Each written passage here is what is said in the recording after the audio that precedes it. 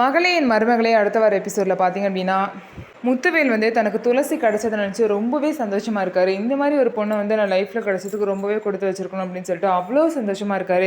அது மட்டும் இல்லாமல் இந்த கல்யாணம் நடக்கிறதுக்கு முக்கியமான காரணம் சின்ன தம்பி அப்படின்னு சொல்லிட்டு சின்ன தம்பிக்கு கண்டிப்பாக ஏதாவது நல்லது பண்ணியே ஆகணும் அப்படின்னு நினைக்கிறாரு. அதனால சின்ன தம்பி ரொம்பவே ஆசைப்பட்ட அவங்களோட அம்மு அப்படிங்கிற அந்த சின்ன வயசு ஃபோட்டோவை வச்சு சின்ன தம்பியோட அம்முவை எப்படியாவது அவனுக்கு கண்டுபிடிச்சி கொடுத்துடணும் அப்படின்னு சொல்லிட்டு முத்துவேல் ரொம்பவே ட்ரை பண்ணுறாங்க. அதனால முத்துவேல் பார்த்திங்க அப்படின்னா இன்டர்நெட்டில் இந்த ஃபோட்டோ போட்டு இப்போ உள்ள ஃபோட்டோ கிடைக்குதா அப்படின்னு சொல்லிட்டு ட்ரை பண்ணுறாங்க. அதனால பார்த்திங்க அப்படின்னா அந்த அம்முவோட சின்ன வயசு ஃபோட்டோவை சின்ன தம்பிக்கிட்ட இருந்து வாங்கி அந்த ஃபோட்டோவை இன்டர்நெட்டில் போட்டு ட்ரை பண்ணிகிட்டே இருக்காங்க.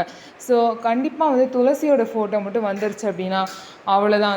முத்துவேலோட நிலைமை என்ன ஆக போகுது அப்படின்னு தெரில. ஸோ தன்னோட ஆசைப்பட்ட பொண்ணு தான் சின்ன தம்பியோட அம்மு அப்படின்னு தெரிஞ்சால் அவர் என்ன பண்ணுவார், துளசி கூட எப்படி சந்தோஷமாக வாழ்வார், இல்லை துளசியை சின்ன தம்பிக்கே விட்டு கொடுத்துருவாரா அப்படிங்கிறத நம்ம வெயிட் பண்ணி பார்க்கலாம். ஸோ நம்ம வீடியோ உங்களுக்கு பிடிச்சிருந்தா நம்ம வீடியோவை லைக் பண்ணிக்கோங்க, மறக்காமல் நம்மளோட சேனலை சப்ஸ்கிரைப் அண்ட் ஹைப் பண்ணிவிட்டு பாருங்கள்.